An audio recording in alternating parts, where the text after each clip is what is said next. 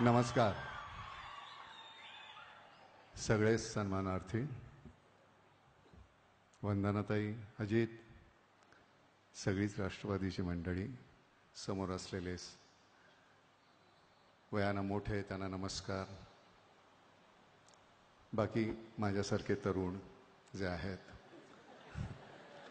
हो, मगाशी धारीवाल म्हणाले ना की सगळ्यात तरुण मीच आहे इथला. मी माणिकचंदच्या वाटेला गेलो नाही, त्यामुळे माझी ही अवस्था आहे. त्यामुळे मी तरुण राहिलो.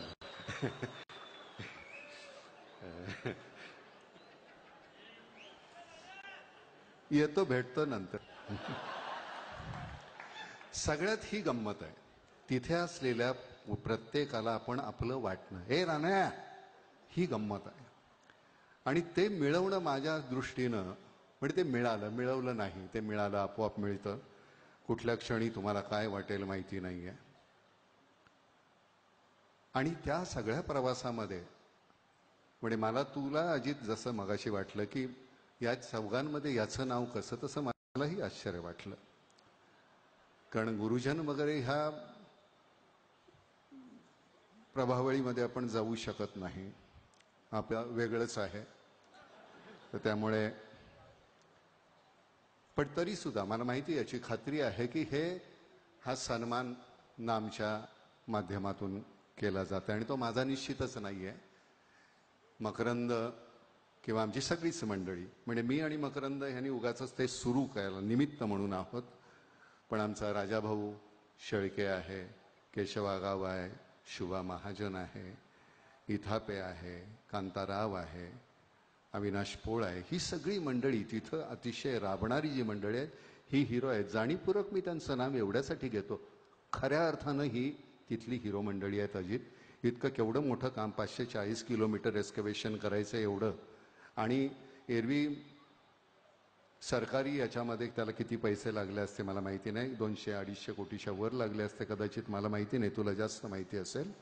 पण आम्ही ते 7.5 ते 8 कोटीमध्ये केलेलं आहे. आणि तेवढ्यामध्ये करण्याचं कारण असं आहे की लोकसहभाग इतका मोठा होता, कमालीचं. लोकांनी की जिथे पोकलेन आहेत त्यांना तुम्हाला जर 25,000 रुपयांनी जर देत असतील तासाला, तर आमच्याकडनं तुम्ही फक्त डिझेल भरा, पैसे देऊ नका, अशा पद्धतीनं दिलेल्या आहेत. केशव आगाव हा त्यातला. आणि गंमत अशी आहे की आपण कुठलं सरकार काय करतं आणि काय करत नाही याच्यावर आपण उहापोह करण्याची गरज नाही. आपल्याला काय शक्य आहे ते आपण करावं. कारण प्रत्येक वेळी जर का ते करत बसलो तर त्याच्यानंतर काम करायला वेळ नाही उरणार आपल्यापाशी. त्यामुळे तेवढंच करत राहिलो आणि मग खूप काहीतरी आपल्या नकळत घडून जातं, तसं ते झालेलं आहे. म्हणजे मला शिष्याच्या हातून सन्मान, गुरु आले नाहीत, शरदराव नाही आहेत, कुठे आहेत, मुंबईला आहेत, त्यामुळे शिष्य पाठवलेला आहे, त्यांच्या हातून सगळ्यांचा सत्कार. म्हणजे शरदरावांशी माझे, म्हणजे आमच्या दोघांच्या मधला आहे मी, म्हणजे वयाने सुद्धा. शरदराव फक्त 10 वर्षाने मोठे आहेत माझ्यापेक्षा, पण ती 10 वर्ष फार महत्त्वाची असतात. आमच्या नकळत्या वयामध्ये ज्यावेळी आपण पाहतो की आपल्याला कोणीतरी एक हिरो लागत असतो, आपण कोणाचा तरी आदर्श डोळ्यासमोर ठेवत असतो, आणि त्यावेळी शरदराव हे माझे हिरो होते. नुकतंच आलेलं नेतृत्व होतं आणि अतिशय तरुण, यंग टर्क म्हणायचे त्यावेळेचे, ते त्यातले शरदराव होते. आणि मी 15 आणि ते 25 असं ते वय होतं. आणि त्यावेळी कायम हा माणूस काहीतरी करेल, त्यांचा तो सतत एक चेहरा आणि सतत मिश्किल. शरदरावांची सगळ्यात गोष्ट म्हणजे ते तुमच्यावर टीका करत असताना इतकी जहरी टीका सुद्धा तुम्हाला वाटतच नाही. नंतर जाताना झोंबायला लागल्यानंतर कळतं, अरे बापरे, हे काय बोलले होते. पण इथं असताना तुम्हाला ऐकत असताना तुम्ही सुद्धा त्यांच्यासारखेच हसत राहता. काय कसे शब्द त्यांचे ते बोलत असतात, त्यांची ती पद्धत आहे. कदाचित त्याचमुळे असेल की ही संघटना इतके वर्ष टिकली. बरं का, कुणाचा कान धरत असताना त्याला नख नाही लागणार, पण त्याला त्यातली जाणीव कळली पाहिजे, ते किती इंटेन्सिटी आहे हे शरदरावांकडनं शिकायला पाहिजे. नाही तर इतकी वर्ष एक माणूस इतक्या सातत्यानं त्या स्तरावर वावरत राहतं, हे कठीण आहे. पण तुम्हाला हे जाणवतच असेल. म्हणजे शरदरावांच्या मागे काय आणि तोंडावर काय, कोणीही त्यांच्या विरोधी बोलू शकत नाही. आणि त्याचं कारण तो दबदबा त्यांनी निर्माण केला, तो मिळवलेला. आणि हे मिळवणं जे असतं हे तुमच्या नकळत होत असतं. आता अजित त्या दिवशी एखाद्या कुठेतरी कोणाला तरी म्हणाला, मी वाचलं पेपर, मला फार आदर वाटला तुझ्याबद्दल अजित, की शब्द फार जपून वापरायला पाहिजेत, काय भाषण करायला पाहिजे.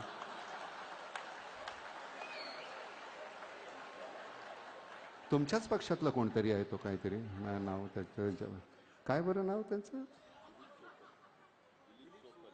सोपल. आणि आज मी खरं सांगतो, मगाशी तू सुधीर सांगितलंस की अजित इतका ओघवतो बोलतोस हल्ली तू, किती छान शब्द समुच्चय म्हणजे त्याचा वापर तुझा, त्यात कुठले शब्द नेमके कसे वापरायचे, वाङ्मयीन तुझी हे वाढलेली आहे. म्हणजे तुझं वाचन निश्चित, आणि आता थोडासा कल अध्यात्माकडे वळलेला सारखा वाटतो अजित त्याच्यामुळे.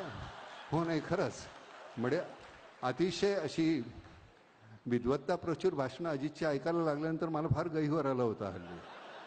हो, आणि अशा एवढ्या थोर व्यक्तीच्या हातून आपला सन्मान होत असल्यामुळे मला शरदरावांची गैरहजेरी नाही जाणवली, त्यामुळे म्हणजे त्यांची क्षमा मागू नये मी म्हणतोय बरं का. नाही म्हणजे आपल्याच नकळत आपला कोणतरी वयानं छोटा पण असा इतका कीर्तीनं मोठा होत असलेला माणूस आपण पाहिल्यानंतर खरंच गदगदल्यासारखं होतं, आणि ते साहजिकच आहे म्हणा. आव्हाड साहेब, मला खरं सांगतो की तुमच्या याच्यामध्ये पंक्तीमध्ये मला बसताना थोडंसं मलाच चुकल्यासारखं होत होतं, पण नंतर लक्षात आल्यानंतर की नेमका तो सत्कार कुठल्या संदर्भात आहे, त्यामुळे मग मी तो घ्यायला तयार झालो. कारण काय होतं की तुमचा सत्कार होण्याच्या पेक्षा तुमच्या बाजूला मी बसलोय हा अपमान जास्त मोठा आहे. कारण ह्याचा का आमचा झाला हे योग्य आहे, पण तसं न वाटणारे तुम्ही तिघही छान, हर्डीकर साहेब, आव्हाड साहेब, धारीवाल साहेब, मगाशी केलेलं मी विनोद होता बरं का. तर या पद्धतीनं तुम्ही जो उपक्रम करताय हा खरा म्हणजे काय आहे, आपण कुठेतरी जर चुकत असलो ना, तर आपल्याला सुधारणारी मंडळी समाजामध्ये जी वावरत असतात त्यांच्याकडनं कुठेतरी काहीतरी सतत घेत राहणं ही फार गरजेची गोष्ट आहे.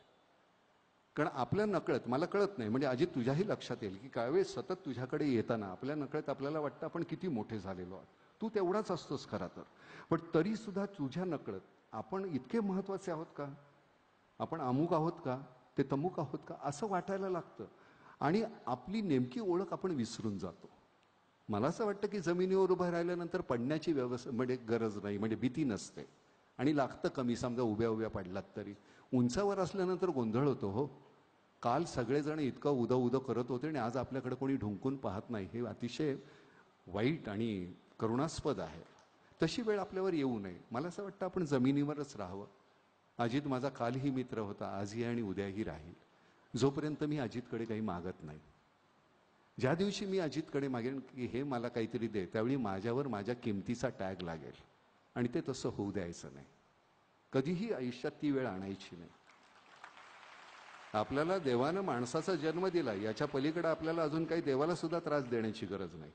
आपण आपल्या आयुष्यामध्ये जेवढं पाहिजे तेवढं छान कमावू शकतो. मग त्याच्यासाठी याच्याकडे का, म्हणजे तुझं जे आहे ते माझंच आहे की रे. उद्या मला काहीतरी समजा, काहीतरी तुझ्याकडे 2 घोडे असतील, मला बसायचे, फार तर तू त्याच्या कानात सांगतील याला पाड म्हणून, पाडू दे, पण तरी सुद्धा मला घोड्यावर तर बसू देशील की नाही. त्यामुळे जे आहे ते माझं आहे. हे आभाळ माझं तसं तुझं आहे, ती नदी माझी आहे, तो समुद्र माझा आहे, ते पक्षी माझं आहे, ते सगळंच माझं आहे. ज्यावेळी आपण ते आपलं आहे म्हटल्यानंतर मग सगळं सोपं जातं आयुष्य. सगळं नावावर करायचं झालं तर मग गोंधळ होतो. सगळेच 7 बारे कशाला, माझ्या नावावर सगळी माणसं आहेत माझ्या 7 बाऱ्यावर, मला वेगळ्या जमिनी माझ्या 7 बाऱ्यावर लावायची गरज नाही.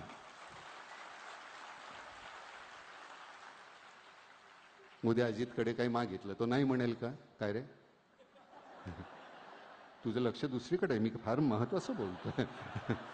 काय नेमकं कोण आहे मनामध्ये आता या क्षणाला सांग. नाही खरंच असं अगदी हरवल्यासारखा का झालंय, काहीतरी गोंधळ आहे. अजितच्या गालावर लाली मी पहिल्यांदा पाहिली बरं. छान, पण मला तू लाजलेला सुद्धा आवडतोस बरं का. आपल्या धरणात खूप पाणी आहे आता, त्यामुळे 2 वेळेचं पाणी मागणं हे रास्त आहे तुझ्याकडनं. आम्हाला ते 2 वेळेचं पाणी मिळालं तर फार बरं होईल पुणेकरांना. कारण सरते शेवटी हा जे व्यासपीठ आहे त्या व्यासपीठावरना खरं तर आपण काय कोण आहे तुम्हाला माहितीच असतं. हा